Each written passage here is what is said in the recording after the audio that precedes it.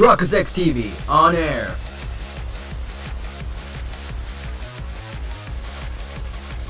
We are now live in 3, 2, 1. Welcome back to another episode of the Great Ace Attorney Chronicles. In the previous episode, we continue our investigation and we finished talking to the warden, the governor, prisoner governor. Today's episode right now, we have the option to go to... And we're going to the Fresno Street room. Because I don't think we have the option to go check out. Okay, I guess we have no other choice but there's one other option I think I can think of. And that's Lord Chief Justice's office. We may have an idea where we could find... Oh, that's not what I was thinking of.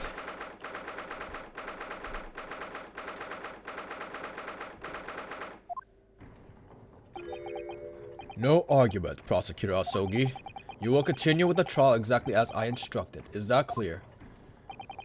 Perfectly. It's Kazuma. Defying Lord Strongheart by the sound of it, he never did know when to back down.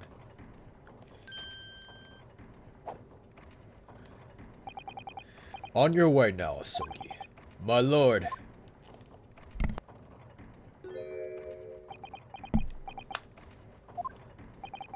Kazuma.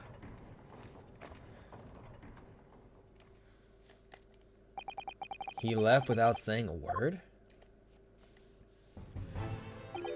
Yes, what are you doing here? Oh, I was just hoping to ask you a few questions, if you would mind. I wanted Von Zeke's trial concluded today. But Prosecutor Asogi's unwelcome inquiries are going to make it take longer than necessary. Unwelcome inquiries? As a result, I'm losing even more precious time. Currently 2 hours, 55 minutes, 41 seconds, 42, 43. Then we must resolve everything before 3 hours have passed, Mr. Naruhodo. In a miraculous not even 5 minutes? Anyway, I can't let the man's obvious bad mood put me off. I need information as to where is that daughter's at. Converse. The Reaper. Does Prosecutor Asogi believe that Lord Von Zeeks is the Reaper? I wouldn't know. It was 10 years ago, in that fateful close trial, that Lord Von Zeeks made a name for himself among the judiciary. But the next trial he fought, he lost. It meant the ringleader of a criminal organization was acquitted, thanks to all the jurors being under dirt. But that's awful. The man's freedom was short-lived. He lasted just 3 days. Yes, let me see. He died in a rockside at a place of work, I believe. Correct. That was the inauguration of the Reaper of the Bailey. And people believe Lord Von Zeeks was responsible? He was brought to trial himself, but it was shown to have an accident. So he must have had a solid alibi then. Nevertheless, the mysterious deaths continue. In total, 16 persons perished in unusual circumstances, ostensibly at the head of the Reaper. That's a long run of coincidences. Well, the Reaper's true identity may be revealed by this trial. And the impact the revelation would have on the British public cannot be understood, they stated. Is that why it's a closed trial? Precisely.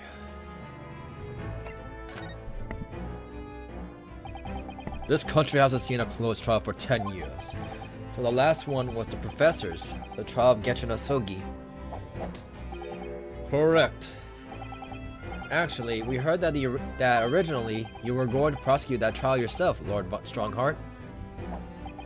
Von Zeeks entreated me to relinquish the prosecution to him, that he might avenge his brother's death. And here we are 10 years later.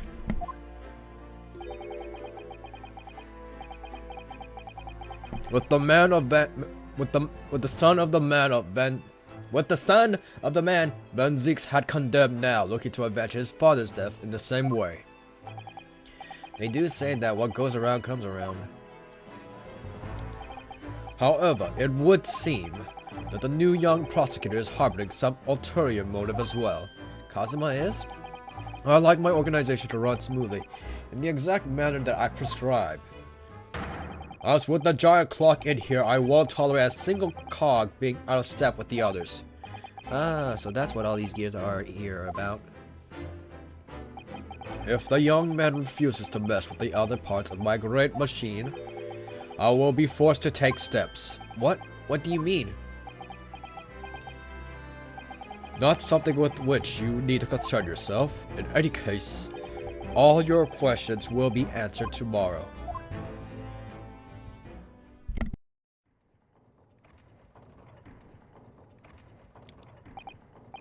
Now, I shall have to ask you to excuse me. As of this moment, I've been delayed from attending my next meeting by precisely 3 hours. Oh my, that is a long time. And I hold you entirely responsible. Even though we miraculously managed to fit everything into not even 5 minutes? I wonder if you might agree to us to, talk with Prosecutor Asogi? Discussions between the defense and the prosecution outside the courtroom are generally frowned upon. However, I will make an exception in this case. Now go. You can find him in his office. Oh, thank you.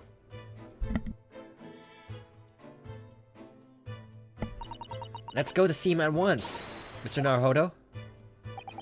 Kazuma is my best friend in the world, but I'm really not at all sure I know how to talk to him at the moment. New location been added.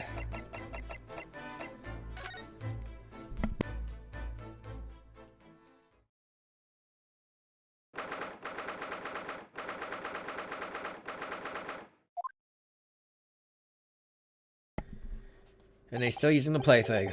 So this is the office of Prosecutor Asogi now, is it? Kazuma is doing so well for himself.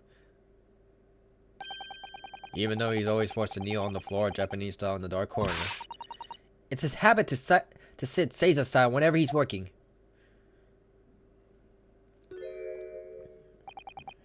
Kazuma. I thought it wouldn't be long before you paid me a visit, Ryunosuke. I was right about what I said, wasn't I? Sorry? Now you have all the makings of a great defense lawyer. Well, I always believed that you fulfill your dream of advocating the British courts. I just never imagined for 1 second that it would be as prosecutor. I saw that one coming 1 mile away. Seeing you stand in a foreign courtroom so gallantly realizing your dream, Kazuma, I'm truly happy for you. And I'm truly thankful to you, Judicial Assistant Mikotoba. Ryunosuke, I always thought it would be fun for you and I to shake up the British legal system a little together. This isn't quite how I envisioned. Envision. That's all I could say. But I suppose it's not just another twist of fate. I've learned a lot of things during my time in London about how Susayo's father was himself a visiting student here once, along with Judge Jigoku, and about what happened with your father. Then you'll have no difficulty understanding why I had no choice, why I had to find a way to get to Britain as a visiting student myself. I want to hear it from you, Kazuma. As you wish, Ryunosuke Naruhodo. Get to the point! Thank you. It's getting on for a year now since what happened on the SS Burya. We were heading across the ocean from Japan to Great Britain when a bizarre series of coincidences led to those tragic events. I thought I lost my best friend forever. I must have been unconscious for a long time. When I woke, I was lying on bed. It was a narrow little room. There was a posy of flowers by the pillow. It took me a little while to realize that I was in the cabin of a ship. I slipped out of the room and headed up onto the deck. Were you already suffering from amnesia at the time? Yes, I didn't know what had happened or where I was. There was just a voice in my head. You have something you have to do, something no one else can know about. Go to Great Britain. Your task awaits you there. It was a calling I couldn't ignore. It compelled me relentlessly. Out on deck, I saw that I was on a huge steamship and we were docked on a large port. It must have been Hong Kong. Yes, it must have been. Presumably just before they were due to carry your body off the ship. I had no idea of the situation, but I did have the feeling that this was in some way my last chance. So I concealed myself among the disembarking passengers and went ashore. Then I disappeared into the crowded streets of that foreign port city, so I could plan my onward journey to Great Britain.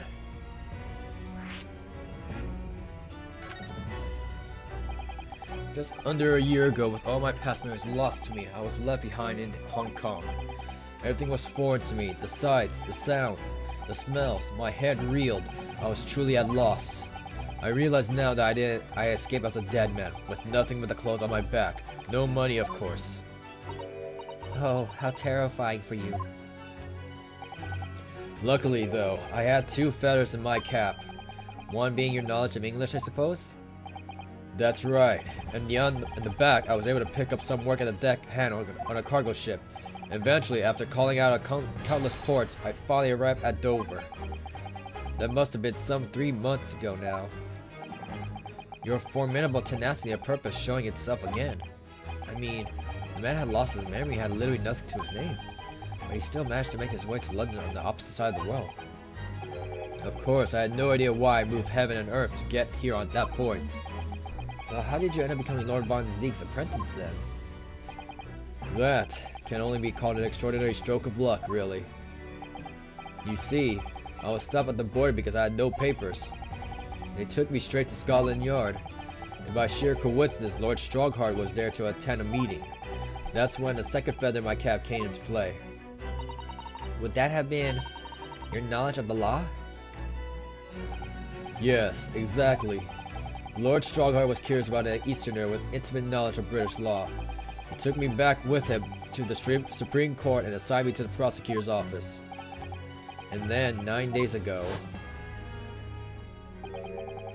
you finally got your memory back after the trial involving Drebber. That's a nice still right there.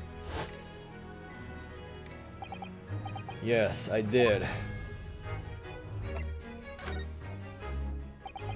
Ever since I first met you at Yume, you talk about your dream. Mark my words, Ryunosuke. I'll be chosen as a visiting student and make my way to Great Britain someday. Did you know the entire time about what happened to your father here? 16 years ago. When my father left on the exciting trip to Great Britain, I was just a boy. We took a photograph together the day before his departure. And it's my last memory of him. But what I remember most about my father is his unswerving sense of justice. 6 years after he left, a gentleman called at our family home. He told me that Genshin, my father, had been taken ill in England and passed away. It was Professor Mikotoba and your father, Susato. Oh my. Ever since then, the professor was very good to me. He helped me to fund my university education at Yume. I'll be forever in his debt. But nevertheless, I just couldn't bring myself to believe what he told me. Then one day, a letter arrived at our house from Britain. There was no indication of the sender, so I opened it assuming it was from an old acquaintance of my father. What I read in that letter changed my entire life. What did it say? It said that my father had been a mass murderer, and the writer cursed the Asogi name. As a result of the letter, I found out what had been hidden from me all those years. Presumably, the letter was sent from a relative of one of the victims. If whoever it was had been a member of the judiciary, he could have been present at the closed trial. The letter revealed that my father had been sentenced to death, executed for being a killer. I'm so sorry he had to find out that way. I imagine the British government did its best to silence whoever sent that letter, but someone who knew the truth and couldn't bear the resentment was always going to be a problem. But still, it could have been written by anyone. Why would you believe such a thing? There was a newspaper cutting including with the letter. It was the first I ever heard of the professor and his terrible killing spree. What was he called, the professor? Well, what did my father have to say about the letter? I couldn't bring myself to show it to him. What? Why not? Because he deliberately concealed the truth from me by telling me my father was taken by a fatal illness. That could have been easy for him, and he'd done it out of consideration for my feelings. So instead, I showed the letter to Judge Jigoku, to the other visiting student. He faltered for the briefest of moments, but then he just laughed the letter off. But in that moment I saw it on his face. He was undeniably shocked, shaken momentarily, but before recovering his poise. A year later, my brave mother succumbed to the strain of grief, and she too passed away. That's when I made up my mind that one day, without fail, I would cross the seas to Britain and seek the truth myself. The truth about my father, Yachinasogi. And I wouldn't let anyone stand in my way. Oh, Kazuma. Let me see something real quick. I think it's only fair. Kazuma, what do you make of this? Oh, never mind.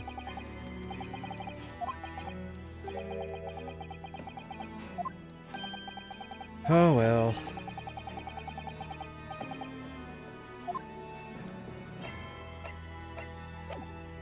Back to this. The Reaper's trial. What we learned today in court turned things completely on their head. It was an impressive piece of lawyering, Ryunosuke Naruhodo. Lord Von Ziggs isn't the Reaper, you know. I almost don't want to believe it myself, but it turns out the Inspector Gregson himself, the victim, was. It's clear that the Inspector was behind the Reaper's activity all along. What? You mean you knew? The real question is, who's been giving orders to the Inspector? Yes, Barak Von Ziggs is the real Reaper. And I know that 10 years ago, it was him who decided my father must be a mass murderer and sent him to his grave. No, he was merely seeing that justice was done as the law dictates, not him to blame. Ultimately, it's people who condemn people. The law is just a tool that they use to do it. And when a man condemns another, he must take responsibility for his actions. Of course he must. But I know for certain that my father would never have taken another man's life. Kazuma. On the contrary, my father's life was taken by the Reaper.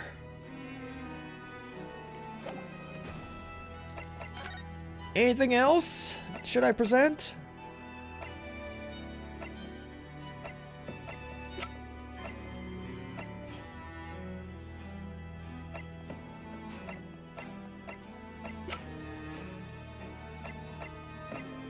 I still think I should show him the papers that should really have the right to belong to him.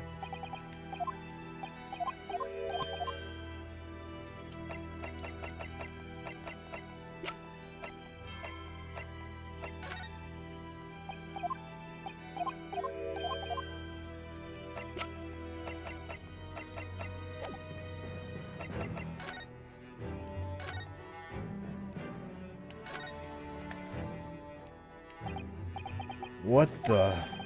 It's a scale model of the crime scene.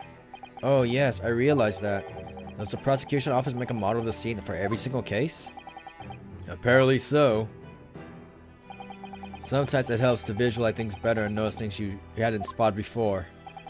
Actually, the miniature notice board is my work. Be honest, you enjoy making that.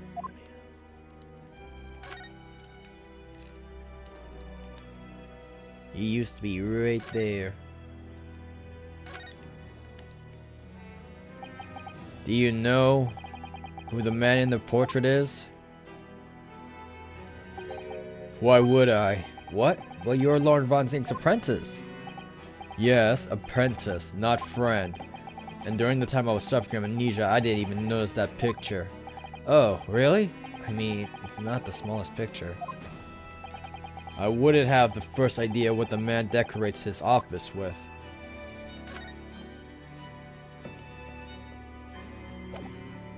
Alright, where to go? Where to go?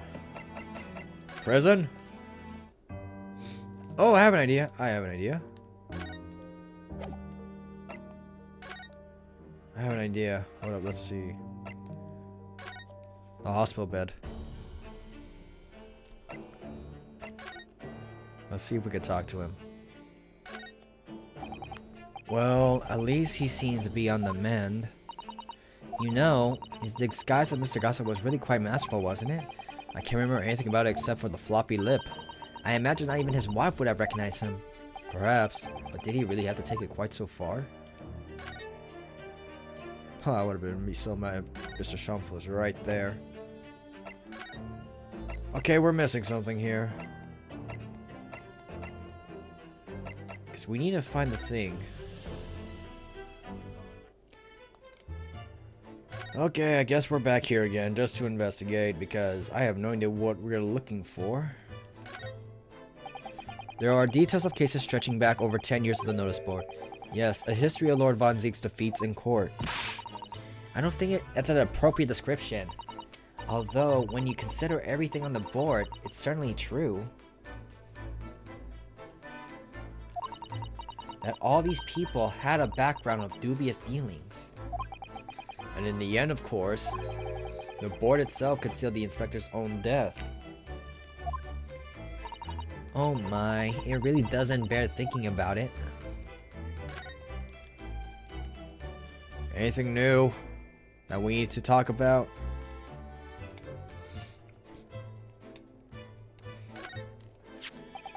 It catches your eye as soon as you enter the room, doesn't it? That's a bright color. It certainly makes an impression, yes. They can't possibly commit any crimes, can they? I mean, redheads stand out like a sore thumb. I'm afraid with our jet black Japanese hair, we stand almost as much here in London. I suppose that's true.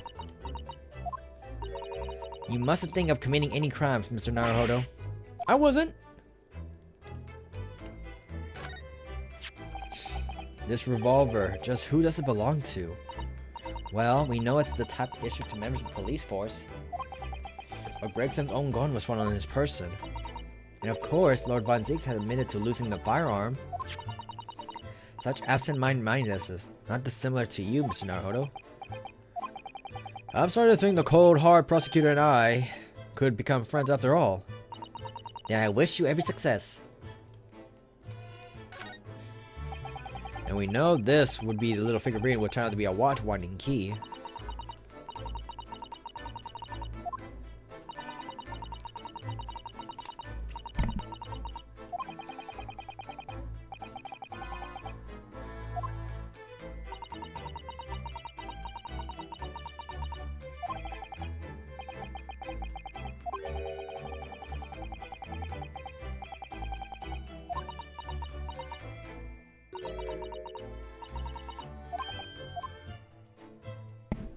Okay, anything else that I need to investigate? Because what's the point of having us coming back here unless there's something new, entirely new? Something that we're missing.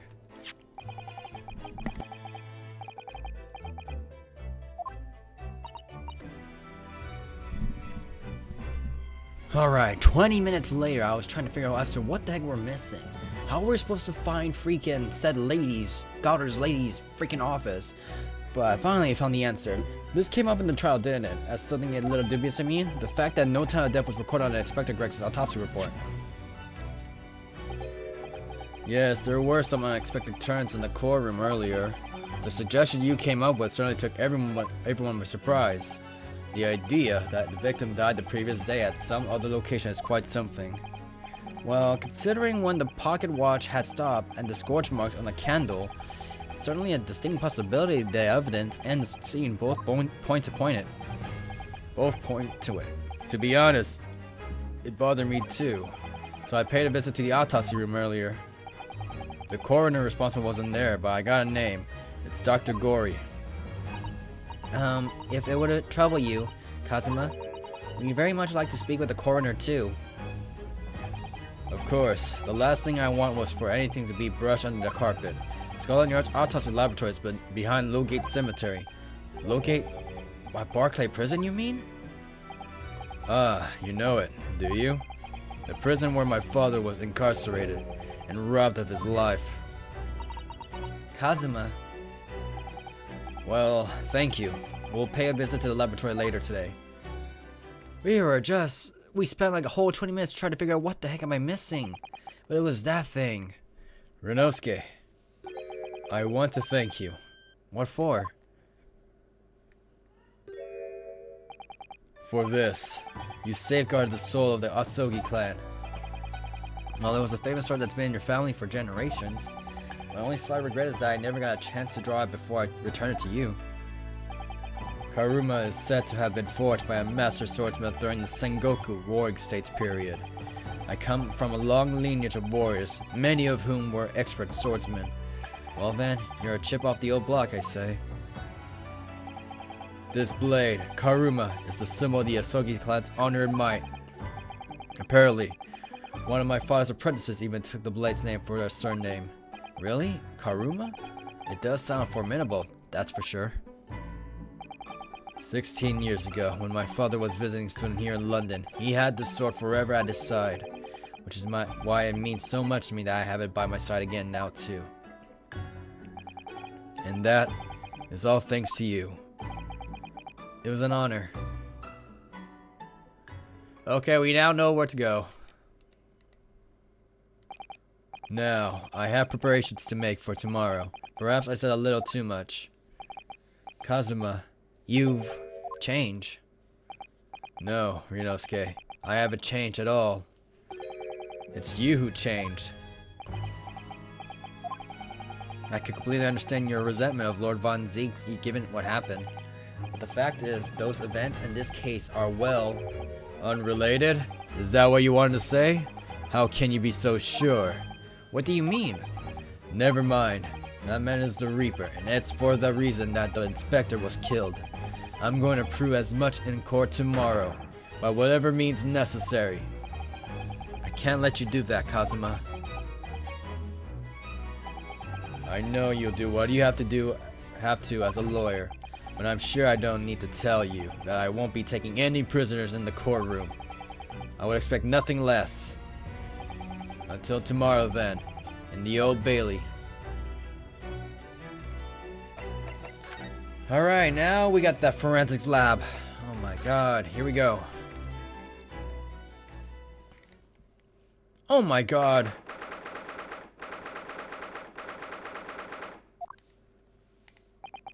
This place really is creepy, isn't it?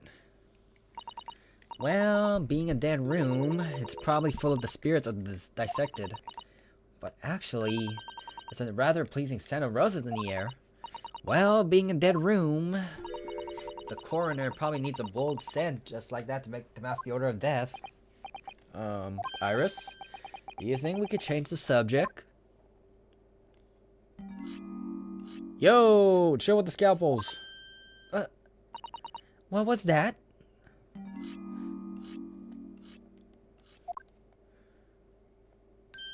Can you at least take off your mask? Dr. Gory? Yo, a butcher. What? That noise before. I was sharpening my tools. I'd be dead meat if I didn't keep a perfectly keen edge to them. With a cleave? Right. When following the collagen fibers in the dermis, an expertly sharpened scalpel cuts like cheese. Would you like a demonstration? Oh, yes please. I'd love to see. Then, I think you'll do nicely.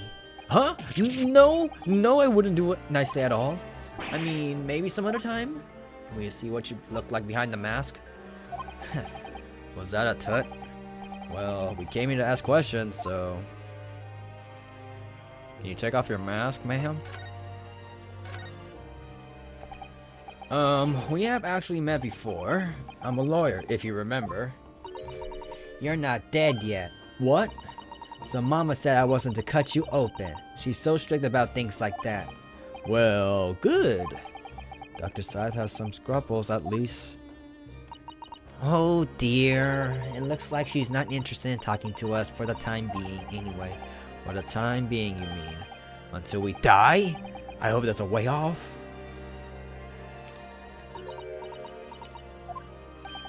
Sorry, but I wasn't planning on dying anytime soon.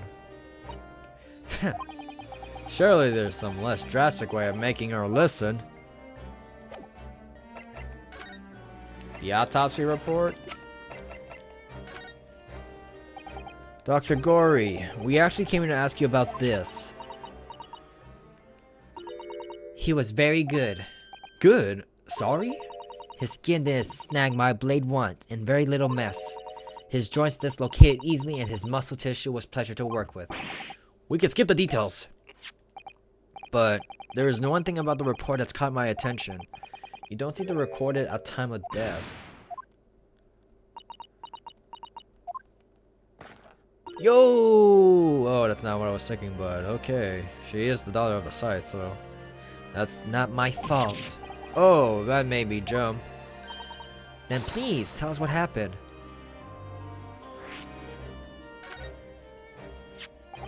So, why doesn't this autopsy report include the victim's time and death? It's really the most crucial detail. I was told not to write it. What? By whom? Male Strongheart, the Lord Chief Justice. He came here. Lord Strongheart came? He said that from the witness statements about the gunshot and the other evidence, it was obvious. The man clearly died at 5 p.m. on 1st November, when the gunshot was heard. But that's not the time of death you wrote in the report. You didn't write anything. Was there? Some reason you didn't include it? I kind of lagged for a bit. Dr. Gory, if you're hiding something under Lord Strongheart's instructions, then sooner or later, you're going to go the same way as your mother. Give it here, then. Huh? What's she scribbling so furiously? There. You've written? What's she written? Tell us. Indeterminate. But the details of the autopsy report have been updated.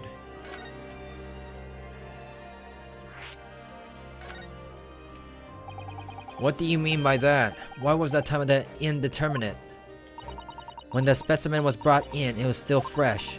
So the time of death could easily... Yo, that kind of lagged for a bit. So the time of death could easily have coincided with the gunshot was heard. But there was one small discrepancy. What discrepancy? There was some fried fish in the pocket of the specimen's overcoat.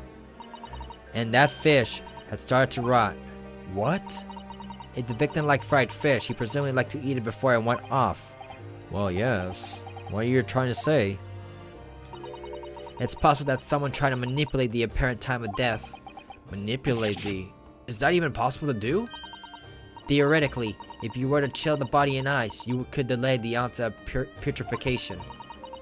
And if the overcoat wasn't on the body at the time, the only fish would have started to rot. With today's science, it's not yet possible to determine if the body was chilled or not. With today's science is advanced enough to let you freeze a corpse, it seems. But surely, to chill a corpse like that would require an enormous electrical refrigeration. And I don't imagine many households in London equipped with such a device. No, definitely not, but maybe in a factory, or some other special place. I don't recall seeing any factories or such like in Fresno Street, though. I wonder if the inspector's body had been chilled somewhere. What might the actual time of death have been? I couldn't say for sure. But at the most, it might have been a day earlier. No! In other words, it would corroborate your previous deduction, Mr. Naruhodo. The Inspector Grayson was killed a day before his body was discovered, at a different location. Did you inform Lord Strongheart of this possibility? He simply said that there was no electrical refrigerator of that size in the vicinity.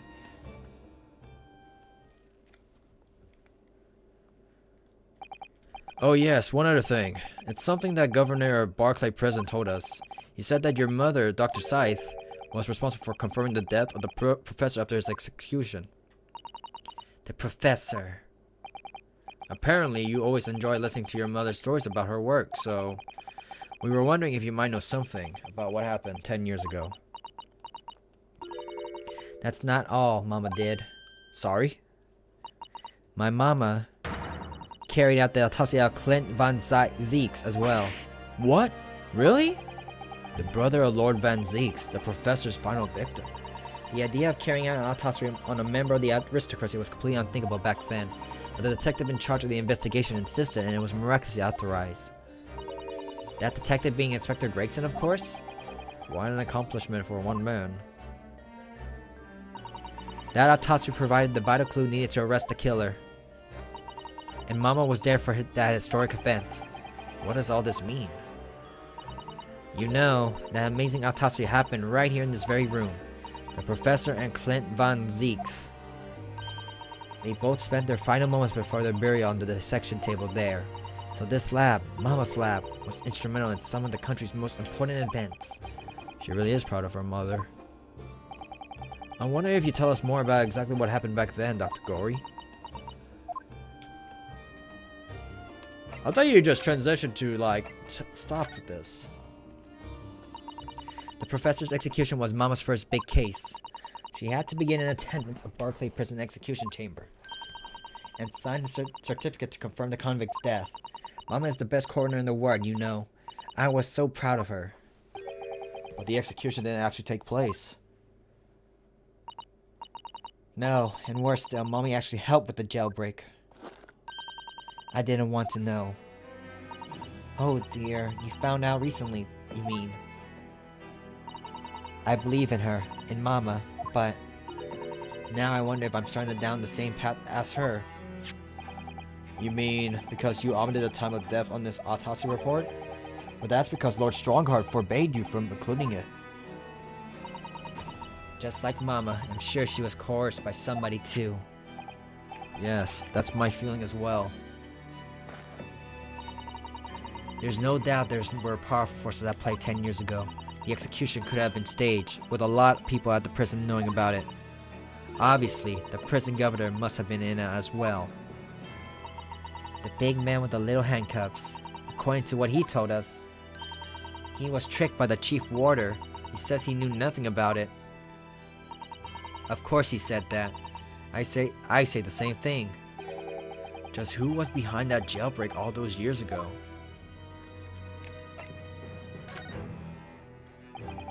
You mentioned the autopsy of Clint Van Zeeks.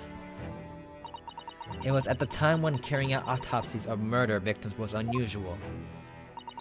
It's still not a practice that is observed in our country, even now. It turned out that he was the professor's final victim, and when the autopsy was performed, Mama was present, although only as a secondary assistant. The person leading the procedure was called Dr. John H. Wilson. That's right, my daddy. And there was one other person present, the primary assistant, A. Shin. He was a visiting student from Far East. Oh, never mind.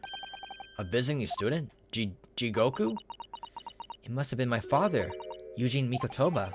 I had no idea Professor Mikotoba had been involved in something so important. But the outcome of that historic autopsy was the discovery of a vital piece of evidence that led to the capture of the professor. So that's how they came to identify Genshin Asogi as the infamous mass murderer. Do you know how... Do you happen to know anything about the piece of evidence? You could tell us more? Would you like to see the records for yourself? Would that be alright? What's the point of keeping records if people can't look at them? They're filed under V at the back of the cupboards with the other records from the last decade. Thank you. V? Van Zeeks? Zeeks? Let's see, Van Zeeks. That's strange. What? They aren't here. There's nothing under Van Zeeks. There must be! Perhaps somebody took them away. No one's allowed to take the documents related to the professor's case out of this room. But you're right, they're gone! Well, when was the last time somebody looked at them? Do you remember? It was... Oh yes, I remember now. It was 2 years ago. A consulting detective came one day saying that he'd like to see the records. You don't mean... Herlock Sholmes was his name. Deep down, I knew that was coming. Do you think he stole the records? Oh no, surely not. Iris, that can't be right. Can it?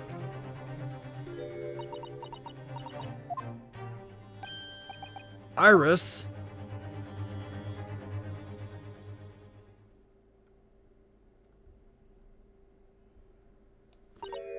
Bruno? I hope you don't mind, but What is it, Iris? I just remembered something very important I have to do. I'm going to have to leave you now. Oh, this is very sudden, Iris. Well, we'll come with you then. Oh, no, there's no need. You and Bruno can take your time here. Bye for now. Good luck. She's gonna go look for it. Wait a minute, little girl. Huh? Me? I remember now. You've been here before, haven't you? Have you, Iris? Yes, 2 years ago, when that detective came. You were with him, weren't you? You were a living specimen then, too. That's the way it usually works, yes. Was I? I really don't remember. Anyway, sorry, but I must dash. Wait, Iris! I'll brew up a pot for you when you get home. What's the matter with her? She's behaving really strangely all of a sudden. Well, in that case, we won't keep you any longer either. It's been quite a while since I had visitors. This was really fun. But next time you come, I prefer if you were ready for dissection. I can't make any promises, sorry. It's a bit strange that the records of Clint Von Zeke's autopsy have disappeared. I think we all came to what we came to now. Like, comment, subscribe. Chronicles XTV and I'm signing out.